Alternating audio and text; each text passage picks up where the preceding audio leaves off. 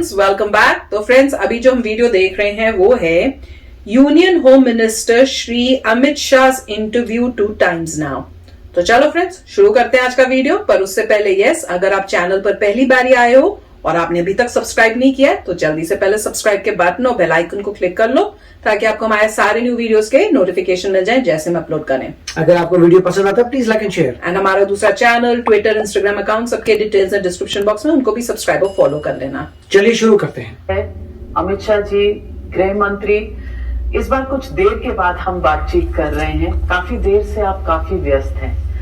मैं आपसे इस बात से शुरू करूंगी क्योंकि देश भर में, सोशल मीडिया में, अखबारों में, जहां भी आप देखें, टेलीविजन पर चर्चा इस वक्त सिर्फ कोविड इन्फेक्शंस की हो रही है। लेकिन एक तरफ कोविड का प्रकोप है, दूसरी तरफ इलेक्शन की गर्मा गर्मी चल रही है।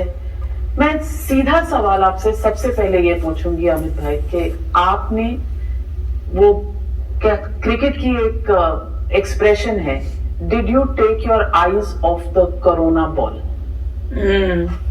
ये सब कमेंट्स भी मार रहे थे। जरा भी उचित नहीं होगा, इसलिए क्योंकि कोरोना के खिलाफ लड़ाई में ना कोई गंभीरता में डाइल्यूजन है, ना इसके खिलाफ इसकी तेजी में कोई डाइल्यूजन है।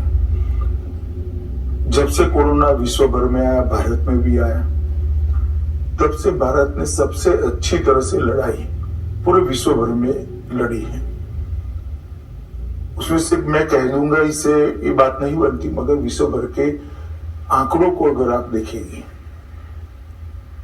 तो उसमें मृत्यु की दर हो या कोरोना पॉजिटिव के आंकड़े हो, जनसंख्या की सापेक्ष में, अगर आप इंग्लैंड के आंकड़े देखते हो तो इंग्लैंड की आबादी और भारत की आबादी को हमने कंसिडर करना पड़ेगा। सब दृष्टि से भारत आज भी सबसे आगे है। और अभी जो सर्ज दिखाई पड़ता है वो ऐसा नहीं है कि सिर्फ भारत में भी आया है, भारत में ही आया है। इंग्लैंड, अमेरिका, इटली, सब देशों के अंदर ये सर्ज आ चुका है। हमारे यहाँ थोड़ा लेट से आया है, परंतु ये लड़ाई भी जो अभी सर्ज वाली लड़ाई है, हम बहुत अच्छे से लड़ रहे हैं और इसके खिलाफ जंग हमारी मोस्ट प्रायोरिटी है। और देश के प्रधानमंत्री ने कोई भी पहलू ऐसा नहीं छोड़ा है जिससे इस जंग में कोई भी जगह हारने की रह जाए। अमित भाई, मैं आपसे सवाल ये करूंगी कि लास्ट ईयर जब हमने कोरोना का पीक देखा था सितंबर अक्टूबर के दौरान, उस वक्त 1 लाख के करीब रोज के डेली टेस्ट में हमारे कोरोना पॉजिटिव केसेस निकलते थे। आज ये आंकड़ा 2.5 लाख की तरफ है। कहने का मतलब ये है कि इस वक्त जो प्रकोप है वो पिछले साल से ज्यादा है।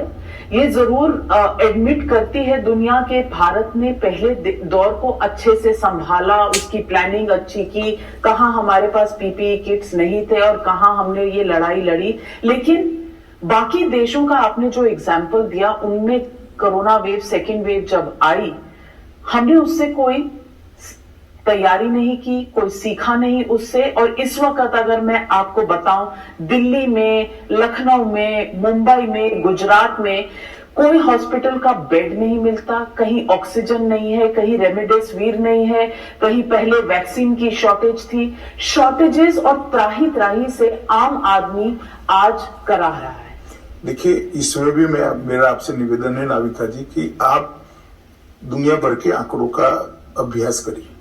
मैंने बहुत डिटेल अभ्यास किया है। मैं आपको बताना चाहता हूं, जहां पर भी दूसरी और तीसरी वेव आई है, पहली लहर से वो 2.5-3 गुना बड़ी है, क्योंकि इसमें जो नया वायरस बना है वो तेजी से फैलता है। घातक कम है मगर तेजी से फैलता है और फैलने का दर उसका ज्यादा है। हमारे वैज्ञानिक इस पर काम कर रहे हैं और सभी प्रकार के जो चीजें आपने कही, ऑक्सीजन इंपोर्ट करने का निर्णय कर लिया गया है। दूसरी बात, ऑक्सीजन की कमी स्टॉक करने के कारण अभी दिखाई पड़ती है। कुछ राज्य इसको स्टॉक करना चाहते हैं, करना भी चाहिए उनको अपनी अपनी प्रदेश की जनता के लिए, परंतु इसका भी इक्वल डिस्ट्रीब्यूशन हो, इसका एक स्टॉक टेकिंग माननीय प्रधानमंत्री जी ने ले लिया है। जहां तक इनके इंजेक्शंस का सवाल है, रेमडेसिविर के इंजेक्शन का सवाल है, उसके लिए भी हमने निर्यात को तुरंत रोक लगाई। 3 गुना बनाने के लिए हमने कैपेसिटी को बढ़ाने का भी सभी कंपनियों के साथ मीटिंग कर भारत सरकार ने एक उद्दीपक की भूमिका निभाकर एक निर्णय करा है। तुलसी की उपलब्धि के लिए भी ये निर्णय करे गए हैं। और जहां तक टीके का सवाल है, हमने एक बहुत महत्वपूर्ण नीतिगत फैसला लिया है कि यूएस, यूके, जापान और WHO जिस टीके को मान्यता दे चुके हैं, इनको यहाँ कोई परमिशन लेने की जरूरत नहीं है। तो मुझे लगता है कि अर्ली मई में वो टीके भी हमें उपलब्ध हो जाएंगे। तब तक हम टीका लगाने की हमारी कैपेसिटी भी बढ़ाएंगे। और स्पुतनिक का जो हमने परमिशन लिया है, वो भी अर्ली मई में हमें बड़ी मात्रा में रॉ मटेरियल उपलब्ध हो जाएगा। और उसकी बॉटलिंग की व्यवस्था के लिए भी भारत सरकार ने एक मीटिंग कर अच्छे से एडवांस में ही व्यवस्था करी है। तो मई शुरू होते होते ये सारी चीजें अपने आप दिखाई पड़ेगी, मगर इसका और कोरोना फैलने की गति का कोई लेन देन नहीं है। हर जगह पे जहां जहां दुनिया में दूसरी और तीसरी लहर आई है, पहली लहर से दूसरी लहर ज्यादा तीव्र है, दूसरी से तीसरी लहर ज्यादा तीव्र है। अभी तीसरी भी आएगी। वायरस अपना स्वरूप बदलता है और वायरस दवाइयों को भी एडजस्ट अपने आप को कर रहा है।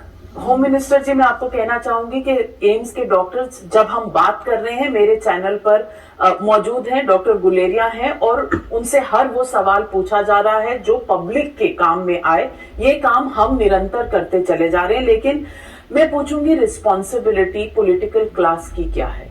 कहीं कुंभ का मेला चल रहा है, कहीं इलेक्शन की रैली चल रही है, और आप सबके भी क्वेश्चंस थे ना। अगर मैं कहूँ तो हजारों की तादाद में लोग आ रहे हैं और मास्क, सोशल डिस्टेंसिंग का नामो निशान नहीं है। देखिए, जहां तक इलेक्शन का सवाल है, इलेक्शन कोई चुनी हुई सरकार नहीं कराती है। हमारे संविधान के अंदर विधायिका मतलब विधानसभा और संसद के लिए वैक्यूम की व्यवस्था नहीं है।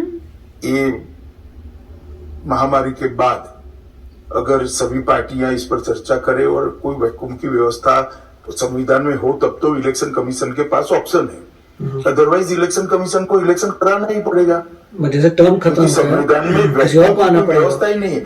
जब एक सरकार अपना कार्यकाल समाप्त कर देगी तो चुनाव समय पे कराना पड़ेगा। उसके पहले दूसरी विधानसभा बनानी पड़ेगी जो पब्लिक के मैंडेट के साथ हो।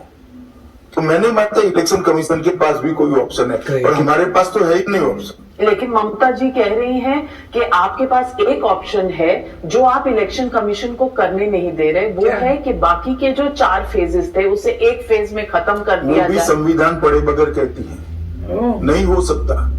जिस प्रत्याशी को पर्चा डालने के बाद 14 दिन या 21 दिन जो प्रचार का मिलना चाहिए वो मिलना ही चाहिए। कॉन्स्टिट्यूशनल प्रोविजन है, इसको हम कर्टेल नहीं कर सकते।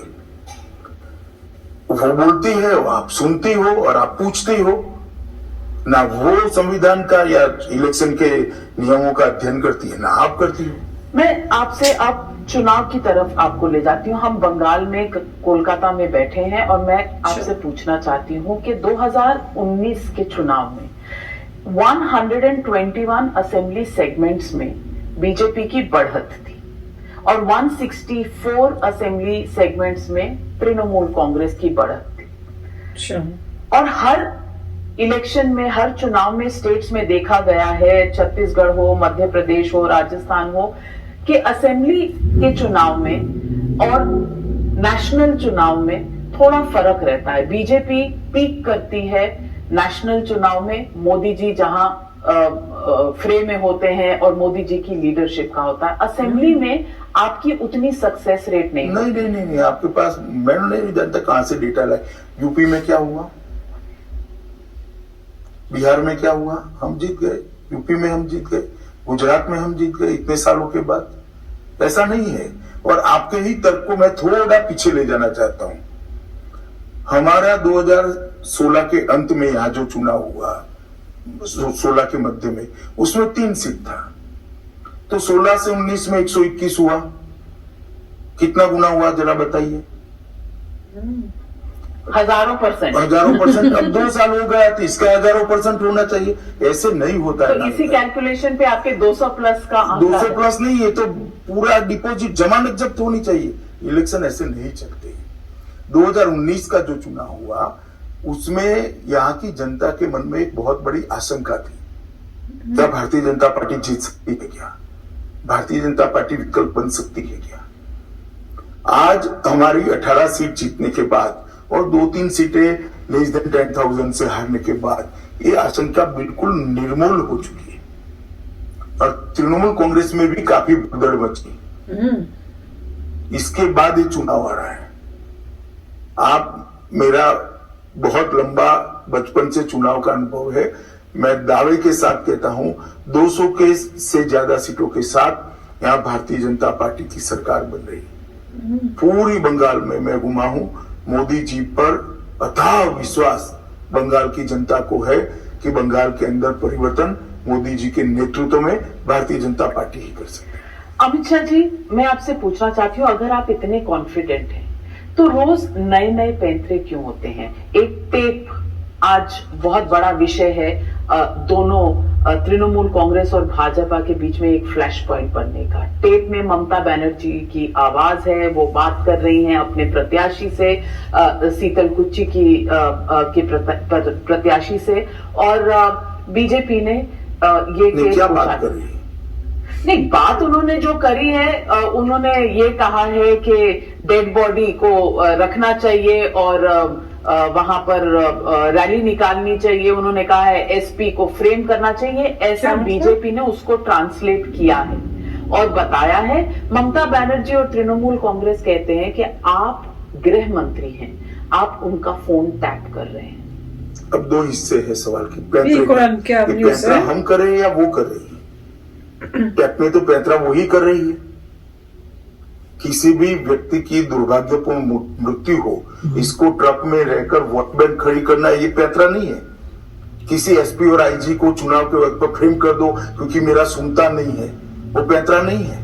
माइनॉरिटी को उकसाना कि आपके कैंप लग जाएंगे, आपकी सिटीजनशिप जाती रहेगी, ये पैंतरा नहीं है। पैंतरा तो हमने नहीं किया, उन्होंने किया। और जहां तक टैप का सवाल है, मुझे पत्र लिख दे, मैं कल जांच कर देता हूं किसने टैप करवाया, कौन रोकता है उनको। मुझे पत्र भेजे, अगर मेरी रिस्पॉन्सिबिलिटी है तो मैं तुरंत जांच कराऊंगा। नहीं तो आप बिना उनके पत्र लिखे जांच नहीं करें? नहीं कर सकता, क्योंकि इन्होंने सब एजेंसियों को यहां रोक रखा है। सब एजेंसियों को कहां कभी इन्फोर्समेंट डायरेक्टरेट आती है, फरवरी में enforcement directorate, CBI Abhishek Banerjee की पत्नी को पूछ चुकी है। सीबीआई और एनफोर्समेंट डायरेक्टरेट उसी केस में आते हैं जहां कोर्ट डायरेक्ट करती है। इन्होंने सीबीआई पर यह प्रतिबंध लगाया हुआ है और सीबीआई के एफआईआर रजिस्ट्रेशन के बगैर ईडी जांच नहीं कर सकती। मुझे पत्र दिख लेना। नहीं, पर ये चुनाव के दौरान सवाल पूछने जरूरी है। हाँ जरूरी है, तो इसीलिए तो मैं जवाब देता हूँ। मुझे वो पत्र लिख दे, मैं तुरंत अगर उनको चाहिए कि पता चले तो कर लिखते हैं। सीबीआई को ब्लॉक किया हुआ है। उनके पास भी मशीनरी है, वो भी जांच करवा ले, हमें कहाँ आपत्ति है। इसमें इतना रोने की जरूरत क्या है? सवाल किसने लीक कराया है महत्वपूर्ण है। जनता के लिए मॉरल बात जो इलेक्शन में होती है, इसके लिए या क्या बोला गया है। ममता बनर्जी जी की पार्टी में से किसी ने डिनाई नहीं किया कि ममता जी ऐसा नहीं बोली है। अगर ऐसा बोली है तो बहुत गंभीर बात है। नहीं तो बोली है, वो गंभीर बात है और उस पर जरूर वोटर अपनी राय प्रकट करेगा जब वोट डालेगा। लेकिन टैप करना एक हेड ऑफ स्टेट को, नहीं टैप करना वो तो उससे भी गंभीर है, मगर मैं तभी इंटरव्यू कर सकता हूं जब वो मुझे पत्र लिखे। मैं तुरंत कल ही इंक्वायरी चालू करूंगा, आप चिंता मत करिए। तो उनको डर क्या है कि नहीं कर बताइए कि आपके पास ये आया कहां? नहीं, मैं कहां से बताऊं, हमारे पास नहीं है, तो व्हाट्सएप पर चला था, हमने तो प्रेस कॉन्फ्रेंस करा है। अब आपने कैसे दिखाया बताइए। चलिए, हमने प्रेस करा तो आपने दिखाया, ऐसे हमें किसी ने व्हाट्सएप भेजा तो हमने प्रेस करा। अच्छा, आपके पास व्हाट्सएप से आया, टैप से नहीं आया? हमारे पहले देश भर में व्हाट्सएप घुमा है, 2.5 घंटे घूमने के बाद हमारा प्रेस कॉन्फ्रेंस हुआ है। 3 बजे से घूम रहा था, मेरे संज्ञान में 3:10 के आसपास आया। तब जाकर हमने 6 बजे पहले तो क्रॉस चेक करा कि ये आवाज कोई फर्जी है या नहीं है। बाद में सुनकर लगा कि नहीं, ठीक ठाक ही आवाज है, इनकी ही है। तब जाकर हमने प्रेस कॉन्फ्रेंस करा। ये क्या है? और मैं मानता हूं कि आपका सवाल ममता जी पर बनता है, मुझ पर नहीं बनता है। नहीं, कि जो लोग मुझे इंटरव्यू देंगी और मैं उनका इंटरव्यू लूंगी तो उनसे भी जो लोग मारे गए उनको मृतदेह को लेकर इस प्रकार से जुलूस निकालना, वोट बटोरना, ये कितनी घृणित राजनीति है। जो पुलिस अफसर अपना नहीं मानता है, एसपी और आईजी को फिट करना, इस प्रकार से पुलिस को कहो कोई निवेदन न दे और बाद में कि भाई उन लोगों को बताओ कि आपको तो कैंप में डाल देंगे, ऐसा बताओ तो वोट देंगे। मैं नहीं मानता कि सवाल हम पर बनता है, ढेर सारे सवाल वहीं पर बनते हैं। सवाल शीतल कुच्ची का है और बूथ नंबर 126 पर उस दिन क्या हुआ इसका भी है, जो पिछले राउंड ऑफ पोल में हुआ था। 4 लोगों की जान गई और सेंट्रल सीएपीएफ फोर्सेस ने, सीआईएसएफ ने गोली चलाई। इस पर भी बहुत राजनीति हुई है और इस पर भी कई सवाल उठे हैं। आप गृह मंत्री हैं, क्या इस इंसिडेंट के लिए आपको कोई इंक्वायरी नहीं करनी चाहिए? देखिए, इन्होंने सीआईडी क्राइम की इंक्वायरी रख दी है, ममता जी ने। मैजिस्ट्रेट इंक्वायरी, जुडिशियल इंक्वायरी होनी चाहिए थी। मैजिस्ट्रेट इंक्वायरी मैं नहीं कर सकता, स्टेट का सब्जेक्ट है, मैं नहीं कर सकता। दूसरी बात, चुनाव आयोग ने भी इंक्वायरी चालू की है। तीसरी बात, चुनाव आयोग या ममता जी कोई भी कहेगा हम तुरंत इंक्वायरी करेंगे इसकी। 2 लोग ऑलरेडी इंक्वायरी कर चुके हैं, चालू कर चुके हैं। मगर मैं इतना कहना चाहता हूं कि मीडिया ने इसकी तह पर भी जाना चाहिए। इसी शीतलकुची विधानसभा में 7 दिन पहले ममता जी की एक सभा थी, जिसमें उन्होंने कहा बाहर आइए, घेर लीजिए सीएपीएफ को। सीएपीएफ क्या होती है, आप उसको घेर लीजिए, रोक लीजिए। और उसके बाद ये टोला बेचारा उनकी बात सुनकर आया और सीआईएफएस के हथियार छीनने का प्रयास किया। उसी वक्त क्विक रिस्पांस टीम आई और भिड़ंत हुई। इसमें ये दुर्भाग्यपूर्ण घटना हुई है।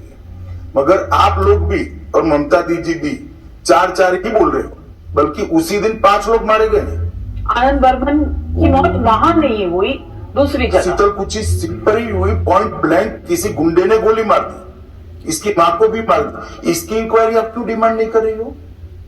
बिल्कुल होनी चाहिए। नहीं, ये तो अब मेरे कहने के बाद कह रहे, पहले तो तार बोली आप, क्योंकि आप भी ममता दीदी की तरह ही हो कि 4 मरे उसका तो रोना रो, 1 मर गया बेचारा राजवंश से, उसका बोलने की जरूरत नहीं है। आपने राजवंशी कहा, आप अगर वो पॉलिटिक्स कर रही हैं माइनॉरिटी की, तो आप भी कास्ट की कर रहे हैं। मैंने तो पहले दिन से 5 बोला हूं। आज आपको आपका न पूछने का कारण बताया। आपने रैली में भी राजवंशी कहा है। हाँ, तो राजवंशी कहा ही है कि 4 की ही क्यों बात हो रही है। 5वें का नाम इसलिए नहीं लिया जाता कि वो इसके बारे में। और आप भी सवाल 4 का ही पूछते हो, 4 में क्यों इंक्वायरी नहीं हुई, 4 में क्यों इंक्वायरी नहीं, क्यों बोला 4 में जब 5 है? तो वही मेरा तो इतना ही निवेदन है। गलत क्यों बोलते हो? 5 का करो। ये तो सीआईएफएस की गोली से मारे गए। उस लड़के को तो बेचारे को पहला वोट कास्ट करने के लिए आया था, इसको पॉइंट ब्लैंक मार दिया गया, जिससे डरकर कोई वोट देने ना आए। इसका कोई भाई तो भाई नहीं करता।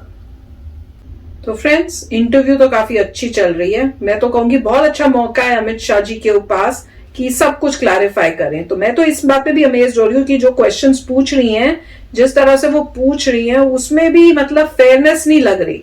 जैसे वो कह रहे हैं अभी इस लास्ट में, वो कह रहे हैं कि जब 5 की डेथ हुई है तो आप 4-4 क्यों कह रहे हो। ममता जो है वो भी यही बोल रही थी, आप भी वही बोल रहे हो, तो आप उन्हीं की लैंग्वेज बोल रहे हो।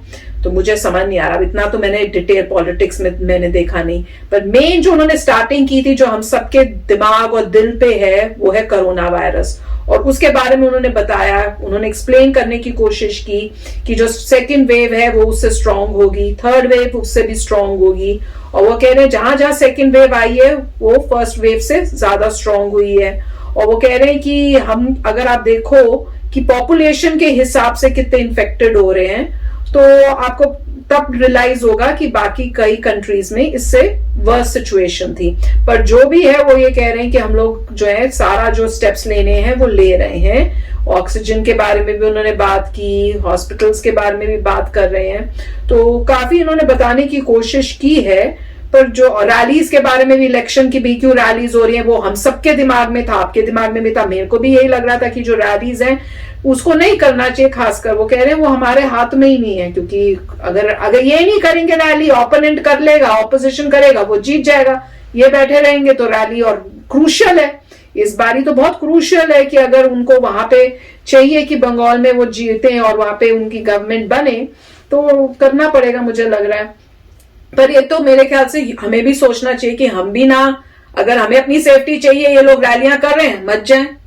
मैं तो यही कहूंगी कि अपनी सेफ्टी के लिए रैली कर रहे हैं, आप मत जाओ, आपको अपनी सेफ्टी खुद ही देखनी पड़ेगी। पर काफी अच्छा बता रहे हैं, कई चीजें तो मुझे पता भी नहीं थी, मैं तो अमेज्ड हो गई हूँ सुनकर। राइट, तो अच्छा था, उन्होंने एक अच्छी बात क्लैरिफाई की थी वेस्ट बंगाल इलेक्शंस के बारे में कि वैक्यूम अलाउड नहीं है। वैक्यूम का मतलब ब्रेक अलाउड नहीं है। एक का टर्म खत्म होता है, इलेक्शन होते हैं, अगला बंदा आता जो जीतता है। राइट, ऐसा कोई सिस्टम नहीं है। हमारे सिस्टर जैसे वो कह रहे हैं कि एक बंदे का टर्म खत्म हो गया फिर इलेक्शन ना करो तो बीच में कौन कंट्रोल करेगा गवर्नमेंट को। राइट, तो उसके लिए बहुत जरूरी है। तो क्योंकि कुछ गवर्नमेंट्स में ऐसा सिस्टम होता है कि आप डिले कर सकते हैं, आप जो है कोई इंटरिम गवर्नमेंट बना सकते हैं, बट यहाँ पे इंडिया का सिस्टम बहुत ही एफिशिएंट है। मुझे भी अच्छा यही लगता है कि भाई आपका टर्म खत्म हुआ, आप जाइए, आपका टर्म खत्म हो गया, इलेक्शन होंगे, नया बंदा आएगा, और वही बता रहे हैं कि उसको रोक नहीं सकते। वो तो होगा क्योंकि कोई तो चाहिए आपको जो गवर्नमेंट कंट्रोल करेगा, उनका तो टर्म खत्म होने वाला है। तो अच्छा पॉइंट था। और दूसरा टैपिंग की बात थी, वो भी उनका पॉइंट सही था कि चल ये टैप हुआ, टैप होने के बाद जो बोल रही थी उस पर किसी ने गौर फरमाया वो कितना डैमेजिंग था। जैसे बता रहे थे कि जो उन्होंने बोला है कि जिस तरीके से बदला निकाल रही हैं उन पुलिस वालों से जिनसे बनती नहीं है, जो बंदे मर गए हैं उनका कैसा कर रही हैं, एक्सप्लॉइट कर रही हैं सिचुएशन को, साथ में दूसरे लोगों को बोल रही है तुम्हें कैंपों में रहना पड़ेगा। मतलब जो भी टैपिंग में इंफॉर्मेशन पे उससे असली रूप नजर आता है किसी भी पॉलिटिशियन का। वो बात अलग है कि टैपिंग से पता लगा, बट मैं कहूंगा अगर ह्यूमन बीइंग अगर वोटर देख रहा है तो वोटर को तो खुश होना चाहिए, थैंक गॉड पता लगा कि अंदर से क्या चल रहा था।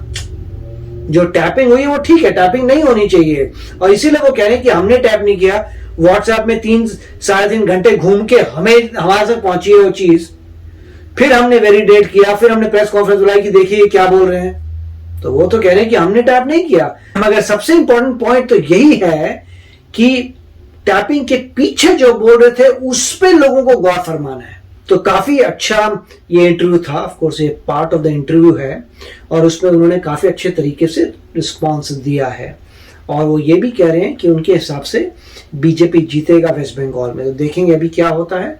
काफी अच्छा वीडियो था, वेरी नाइस। यस फ्रेंड्स, तो चलो चलते हैं, मिलेंगे नेक्स्ट वीडियो में बहुत ही जल्द। Till then take care and bye bye. तो अगर आप मेरे इस चैनल पे नए हो तो जल्दी से सब्सक्राइब के बटन को हिट करो और बेल आइकन को क्लिक करो ताकि आपको मेरा जब नया वीडियो मैं लगाऊं आपको उसके बारे में जल्दी से पता चल जाए।